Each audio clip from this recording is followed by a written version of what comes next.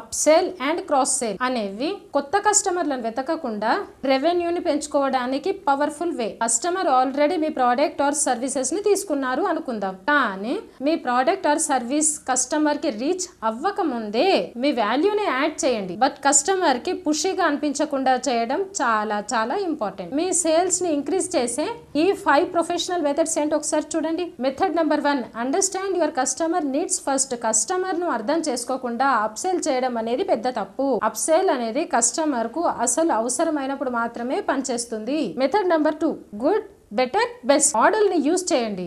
చాలా మంది కస్టమర్స్ కి తాము ఎంత ఇన్వెస్ట్ చేయాలి, ఎంత స్పెండ్ చేయాలో కూడా తెలియదు. మీ ప్రోడక్ట్ కి రిలేటెడ్ గా ఉన్న 3 ప్లాన్స్ అంటే basic, standard and premium plans ని కస్టమర్స్ కి చూపించడం వల్ల వాళ్ళు సరైన ప్రోడక్ట్ ఆర్ సర్వీసెస్ ని ఈజీగా సెలెక్ట్ చేసుకుంటారు. మెథడ్ నెంబర్ 3, కస్టమర్ పర్చేస్ చేసుకున్న ప్రోడక్ట్ ఆర్ సర్వీసెస్ కి సంబంధించి యూజ్ అయ్యే ఎక్స్ట్రా ప్రోడక్ట్స్ ని అప్పుడు సజెస్ట్ చేయండి. అవి కస్టమర్ కు నిజంగా అవసరమైనవే కావాలి. Remember that, not only for sale. Okay.